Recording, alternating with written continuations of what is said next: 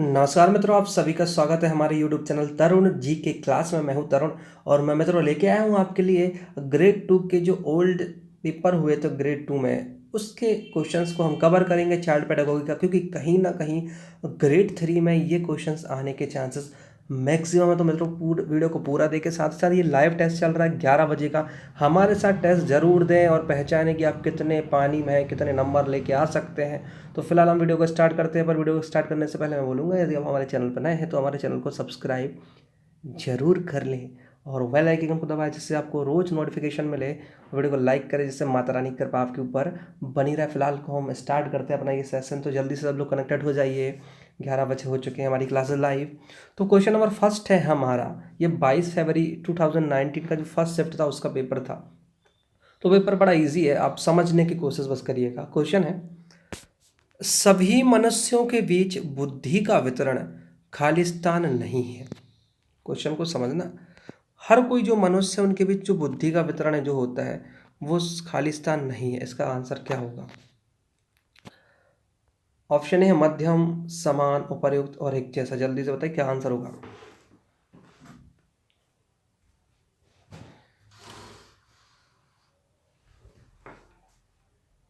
तो इसका जो राइट आंसर है वो हो जाएगा हमारा ऑप्शन नंबर बी, समान। क्या हो जाएगा? ऑप्शन नंबर बी, समान। तो याद रखना, सभी मनुष्यों के बीच बुद्धि का वितरण समान नहीं होता है मेरे भाई, समान नहीं होता है। नेक्स्ट क्वेश्चन की ओर चलते हैं और नेक्स्ट क्वेश्चन बोलता है हमारा, अधिगम के लिए एक प्रारंभिक आकलन का प्राथमिक ध्येय होना चाहिए। अधिगम मतलब होता है लर्निंग, मतलब सीखना। तो सीखने के लिए एक प्रारंभिक आकलन का प्राथमिक ध्येय होना चाहिए। ऑप्शन ए है बच्चे की कक्षा में उपस्थिति की जांच करना, स्मरण शक्ति कौशल की जांच करना, लेखन कला को सुधारने में मदद करना और अधिगम में अंतराल को समझना। जल्दी से मित्रों आंसर क्या होगा? अधिगम के लिए एक प्रारंभिक आकलन का प्राथमिक ध्येय होना चाहिए। जल्दी जल्दी पढ़ें और राइट आंसर लगाएं। आंसर को कमेंट बॉक्स में कमेंट जरूर करिएगा, सभी के सभी कमेंट जरूर करिएगा। क्वेश्चन बड़ा इंपॉर्टेंट है यहाँ पर। तो इसका राइट आंसर है अधिगम में अंतराल को समझना। क्या करना? अधिगम में अंतराल को समझना ही अधिगम के लिए प्रारंभिक आकलन याद रखना का प्राथमिक ध्येय होना चाहिए। अधिगम में अंतराल को समझना। The primary focus of formative assessment for learning should be. ठीक है, नेक्स्ट क्वेश्चन की ओर चलते हैं। नेक्स्ट क्वेश्चन मित्रों हमारा, मोहन 13 वर्षीय 9वीं का छात्र है जिसकी मानसिक आयु 16 है। ठीक है, 13 साल का है बच्चा और मानसिक आयु 16 है। वह अपने बुद्धि स्कोर के आधार पर किस प्रकार का बच्चा है? मूर्ख या मंद, प्रतिभावान, औसत से ऊपर और वरिष्ठ। क्या होगा? पहली बात तो आईक्यू का फार्मूला आपको पता होना चाहिए। राइट आंसर जल्दी से कमेंट करिए। आईक्यू का फार्मूला होता है मानसिक आयु बटे तैथिक या वास्तविक आयु, है ना, इंटू 100। यहाँ पर मानसिक आयु कितनी दे दी है हमको? यहाँ पर मानसिक आयु हमको दे दी है 16 वर्ष। कितने वर्ष दे दी है? 16 बटे 13 इंटू 100। जब इनको आप काटेंगे तो ऑब्वियसली काटेंगे तो 13 ही कम कितना आ जाएगा? 13 जाएगा। ठीक है, फिर बच रहा है कितना आपका? 3 बच रहा है। तो ऐसे करके 1.3 हो रहा है। ठीक है, इसमें 100 का जब इंटू करोगे तो आएगा। तो यहाँ पर जो आंसर है उसके हिसाब से ये बच्चा क्या हो जाएगा? सुपीरियर होगा। क्या होगा? क्या होगा? ये सुपीरियर बच्चा होगा। उसको आप काटेंगे ना तो आप तो आईक्यू बहुत ज़्यादा निकलेगा, तो सुपीरियर बच्चा होगा। कैसा बच्चा होगा? सुपीरियर।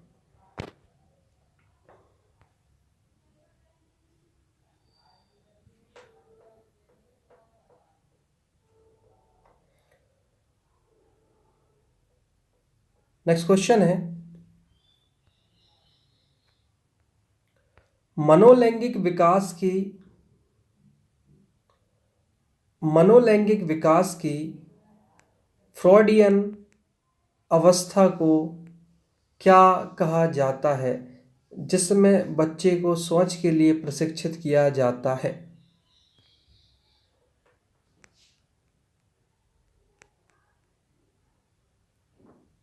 ऑप्शन ए है अव्यक्तावस्था, लेटेंसी, लिंग प्रधानावस्था, फेलिक, मुखावस्था, ओरल, या फिर गुदावस्था। क्या कहलाता है? मनोलैंगिक विकास की फ्रॉडियन अवस्था को क्या कहते हैं? बड़ा इंपॉर्टेंट क्वेश्चन है। फ्रॉडियन अवस्था के बारे में बात करें, जल्दी से आंसर कमेंट में करिएगा, फिर राइट आंसर मैं बता रहा हूँ। इसका राइट आंसर होगा गुदावस्था। तो दिमाग को बिठा लो, एनल गुदावस्था। दिमाग को बिठाना क्या है आपको कि मनोलैंगिक विकास की फ्रॉयडियन अवस्था को क्या कहते हैं?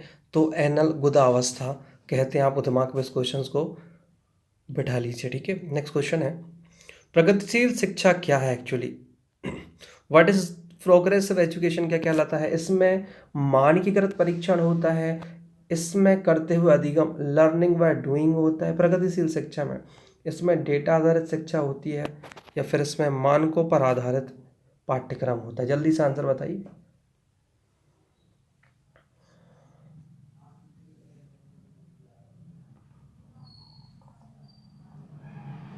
तो इसका राइट आंसर होगा, वो होगा इसमें करते हुए अधिगम, मतलब लर्निंग बाय डूइंग होता है। याद रखना दिमाग में, ये क्वेश्चंस तो प्रगति शिक्षा पढ़ोगे ना तो तुमको मिल ही जाएगा, क्योंकि इसमें क्या होता है, लर्निंग बाय डूइंग होता है, मतलब खुद करके सीखने होता है, इसमें करते हुए अधिगम होता है।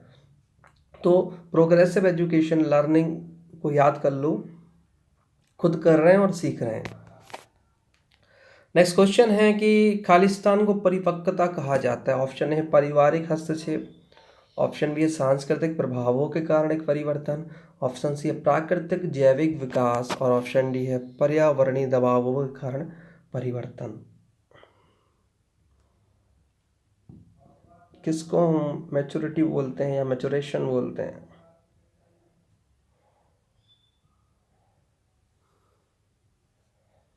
तो इसका जो राइट आंसर है वो है प्राकृतिक जैविक विकास। तो आपको याद रखना है, प्राकृतिक जैविक विकास को हम परिपक्वता कहते हैं, नेचुरल बायोलॉजिकल डेवलपमेंट को हम परिपक्वता कहते हैं। नेक्स्ट क्वेश्चन है मित्रों हमारा कि खालिस्तान अध्ययन को लागू करने के लिए अध्ययन किया जाता है जिसमें से कुछ व्यक्तियों को कम से कम 2 लगातार अवसरों पर मापा जाता है। विस्तारित अनुदैर्ध्य वृद्धि, ऑप्शन बी अनुदैर्ध्य वृद्धि, ऑप्शन सी क्रॉस अनुविभागीय विकास, और ऑप्शन डी मिश्रित अनुदैर्ध्य। तो जल्दी से इसका राइट आंसर बताइए मित्रों, होगा क्या?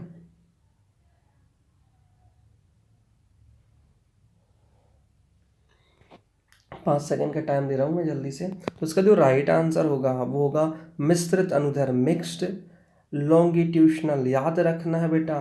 तो मिश्रित अनुदैर्ध्य अध्ययन को लागू करने के लिए अध्ययन किया जाता है जिसमें से कुछ व्यक्तियों को कम से कम 2 लगातार अवसरों पर मापा जाता है। देखो कुछ चीज़ें आपको समझना है और कुछ चीज़ें बाल विकास में योग्यता रट ली जाती है।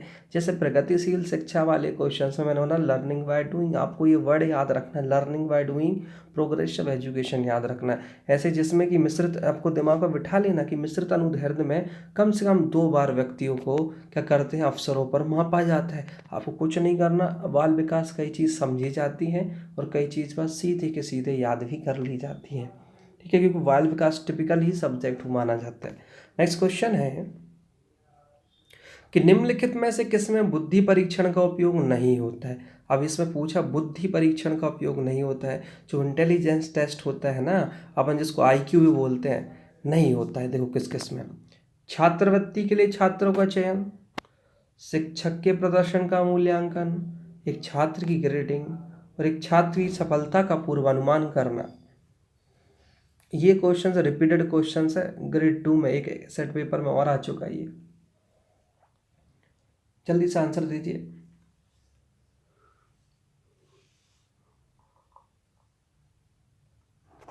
इसका राइट आंसर है ऑप्शन नंबर हमारा, एक छात्र की ग्रेडिंग। तो याद रखना, एक छात्र की ग्रेडिंग में से, या सॉरी, एक छात्र की ग्रेडिंग में बुद्धि परीक्षण का उपयोग नहीं करते हैं, जबकि छात्रवृत्ति के लिए तुमने देखा होगा छात्रों को करते हैं। शिक्षक का प्रदर्शन मूल्यांकन करना हो या छात्र की सफलता का पूर्वानुमान भी हम कहीं ना कहीं तुम्हारे मार्क्स के हिसाब से लगाएंगे या तुम्हारा एक परीक्षण करेंगे उसके हिसाब से लगाएंगे, लेकिन छात्र की ग्रेडिंग में ये बुद्धि परीक्षण का उपयोग नहीं होता। वो जितने मार्क्स लेके आता है उसके हिसाब से हम उसको ग्रेडिंग कर देते हैं। नेक्स्ट क्वेश्चन है, एक ग्रेडिंग के साथ ही अपन कभी कभी डिवाइडेशन भी करते हैं बच्चों का, एक एक क्लास में अलग करेंगे दूसरे क्लास में अलग करेंगे, वो सब ग्रेडिंग ही कहलाती है। नेक्स्ट क्वेश्चन है, ADIP ADIP ADIP योजना का मुख्य उद्देश्य लोकोमोटर दिव्यांगता वाले व्यक्तियों को खालिस्तान प्रदान करना है। ठीक है, पहला ऑप्शन है दिव्यांगता प्रमाण पत्र, ऑप्शन बी है रोजगार, ऑप्शन सी शिक्षा और ऑप्शन डी सहायक उपकरण। बताओ ADIP वाले बच्चों के साथ हम क्या करते हैं, उनको क्या प्रदान करते हैं उनके टेस्ट के थ्रू।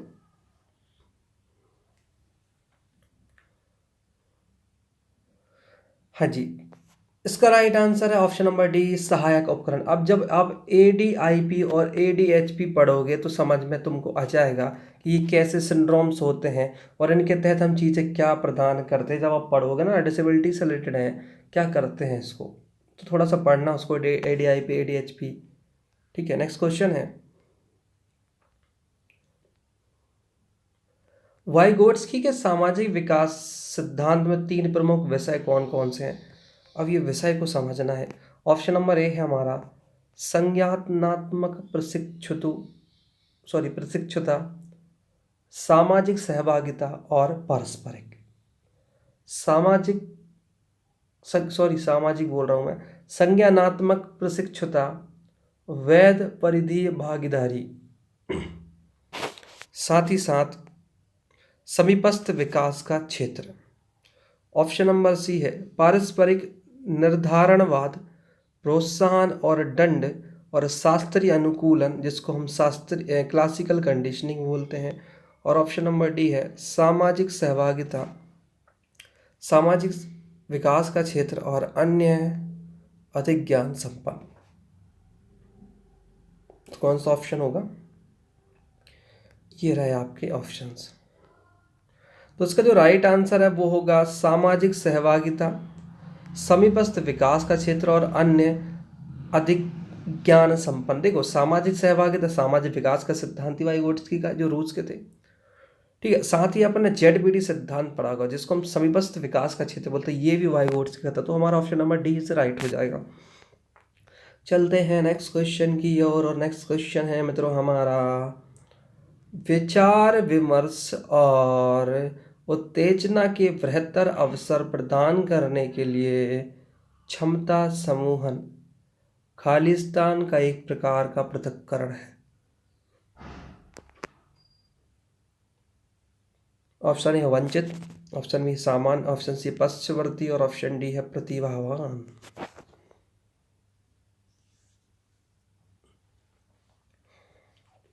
तो इसका राइट आंसर होगा गिफ्टेड, प्रतिभावान। तो विचार विमर्श और उत्तेजना के बेहतर अवसर प्रदान करने के लिए क्षमता समूहन प्रतिभावान का एक प्रकार का पृथक्करण है। चलते हैं नेक्स्ट क्वेश्चन की ओर, और नेक्स्ट क्वेश्चन बोलता है मित्रों हमारा बच्चों में भाषा का विकास इस सिद्धांत के अंतर्गत होता है एकीकरण, एक रूप पैटर्न, निरंतरता और व्यक्तिगत विभिन्नता। क्या होगा राइट आंसर इसका।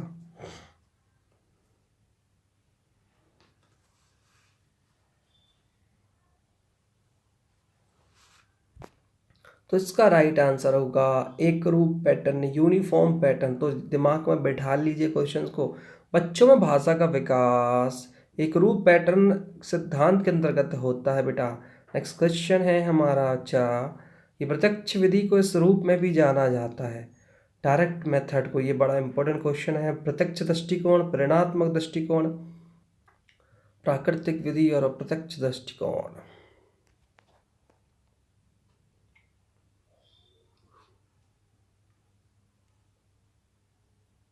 तो इसका राइट आंसर है हमारा प्राकृतिक विधि। नेचुरल मेथड को हम प्रत्यक्ष विधि के रूप में भी जानते हैं भाई साहब, दिमाग में बैठाओ। डायरेक्ट मेथड को हम नेचुरल मेथड के रूप में भी जानते हैं, डायरेक्ट मेथड को हम नेचुरल मेथड के रूप में जानते हैं, प्रत्यक्ष विधि को हम प्राकृतिक विधि, प्रत्यक्ष से प्राकृतिक याद कर लो तो प्रत्यक्ष विधि को हम प्राकृतिक विधि के रूप में भी जानते हैं। नेक्स्ट क्वेश्चन है कि सहयोगी अधिगम में अब यह बेहतर है कि छात्र खालिस्तान के माध्यम से जाएं। कौन सा अधिगम है ये, सहयोगी अधिगम में स्वतः आकलन, रचनात्मक आकलन, साथी आकलन और योगात्मक आकलन। तो क्या होगा इसका राइट आंसर बेटा।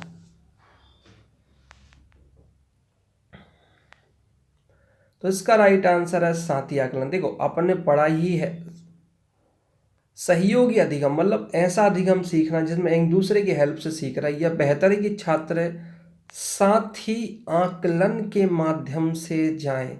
सहयोग करना साथी है ना, याद रखना साथी तो सहयोग करता है। दिमाग में बिठाना वही इन क्वेश्चंस को, बड़े इंपॉर्टेंट क्वेश्चन। आप समझ सकते हो कि व्यापम का स्टैंडर्ड कितना हाई हो चुका है क्वेश्चंस पूछने का। तो इसलिए भाई बाल विकास को मजाक में ना लेवे। 2011 का पेपर तो सॉरी 2011 या 12 में जो पेपर हुआ था वो डिफरेंट था, और आज की बाल विकास में जमीन आसमान का फर्क है। नेक्स्ट क्वेश्चन है कि खालिस्तान को मापने के लिए क्रम निर्धारण मान रेटिंग स्केल का उपयोग किया जाता है। ऑप्शन ए बुद्धि, ऑप्शन बी अभिवृत्ति, ऑप्शन सी उपलब्धि, ऑप्शन सी कौशल।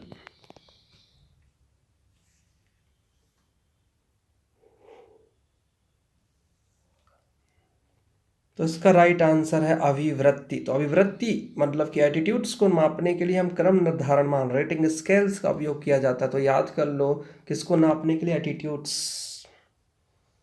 अभिवृत्ति। नेक्स्ट क्वेश्चन है मित्रों हमारा, निम्नलिखित में से कौन सा विकार एक अतिरिक्त 21वें सूत्र के कारण होता है, गुणसूत्र के कारण होता है।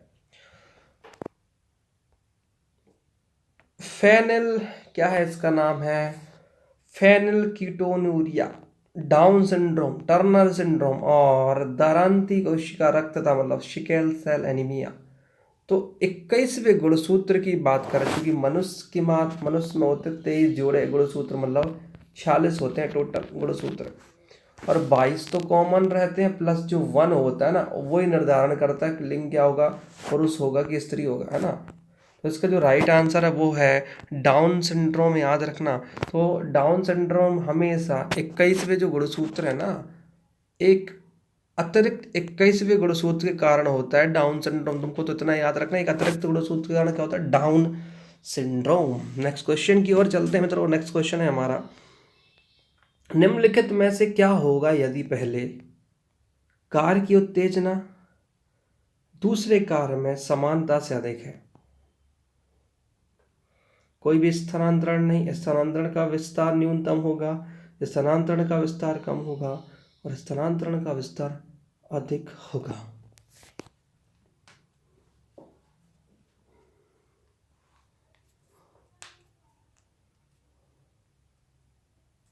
तो इसका राइट आंसर है स्थानांतरण का विस्तार अधिक होगा। तो जो निम्नलिखित में से क्या होगा यदि पहले कार की उत्तेजना दूसरे कार में समानता से अधिक है। पहले कार की उत्तेजना दूसरे कार में समानता से अधिक है तो स्थानांतरण का विस्तार क्या हो जाएगा, अधिक हो जाएगा। चलते हैं हम आगे। निम्नलिखित में से क्या या कौन सा कथन प्रेरणा को अच्छी तरह परिभाषित करता है ना, मोटिवेशन को अच्छी तरह से क्या करता है, परिभाषित करता है। सुनना अच्छे से ऑप्शन। किसी व्यक्ति की आंतरिक स्थिति जो व्यवहार हो उत्तेजित करती है, निर्देशित करती है और बनाए रखती है। दूसरा, कठिन परिस्थिति का जवाब देने के लिए एक भावनात्मक शक्ति की स्थिति। ऑप्शन सी, अनुशासन प्रदर्शित करने की क्षमता। और ऑप्शन डी है किसी कार्य को जल्दी और उम्दा तरीके से करने की क्षमता।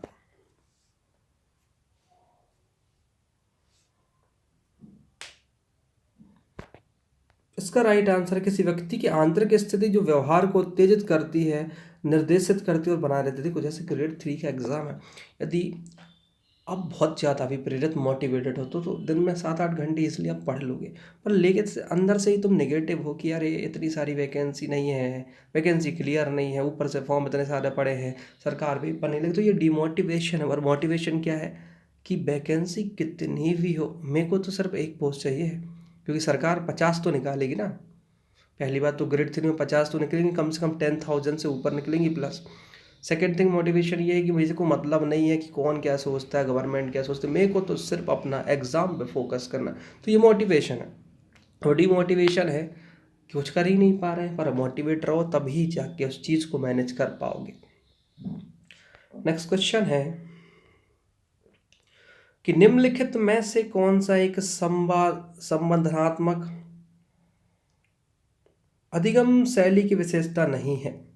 अनुक्रमित सोच, संपूर्ण के हिस्से से रूप में सूचना की धारणा, सहज ज्ञान युक्त अधिगम और आशु रचना या तात्कालिक प्रदर्शन।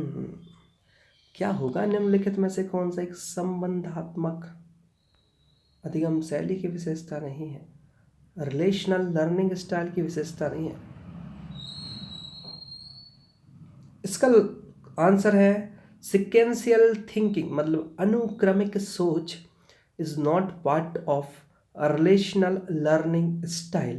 पर याद रखिएगा, संपूर्ण के हिस्से के रूप में सूचना की धारणा, सहज ज्ञान युक्ति अधिगम और आशु रचना या तात्कालिक प्रदर्शन, ये सब के सब होते हैं संबंधात्मक शैली की विशेषता, पर अनुक्रमिक सोच मतलब सिक्वेंशियल थिंकिंग नहीं होती है। और आज का लास्ट क्वेश्चन है दोस्तों हमारा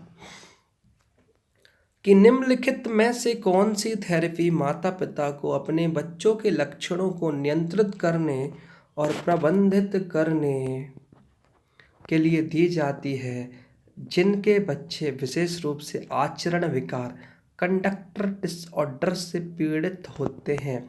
ऑप्शन ए है parent training programs, option B है कार्यात्मक परिवार थेरेपी और ऑप्शन सी है प्रणालीगत family therapy and option D है प्ले थेरेपी। तो भाई साहब, जिसका बच्चा आचरण विकार से पीड़ित हो उसमें उसके माता पिता को हम कौन सी ट्रेनिंग देंगे बताइए। लास्ट क्वेश्चन था ये। तो इसका राइट आंसर है पेरेंट ट्रेनिंग प्रोग्राम्स। अच्छे स्कूल्स होते हैं जो जिनको हम बोल सकते हैं जो फीसेस ज़्यादा लेते हैं, वहाँ पर ये ट्रेनिंग प्रोग्राम माता पिता को भी दी जाता है ना। हर कहीं तो दे नहीं सकते, नॉट पॉसिबल। तो याद रखिएगा, पेरेंट ट्रेनिंग प्रोग्राम्स के थ्रू जो बच्चे का कैरेक्टर उसको हम कहीं ना कहीं उसके बिहेवियर को चेंज कर सकते हैं। कहीं चिड़चिड़ा बच्चा होता है, जवाब सवाल ज़्यादा करता है, बहुत सारी चीज़ें। तो सेशन कैसा था जल्दी से बताइए कमेंट करके प्यारा सा।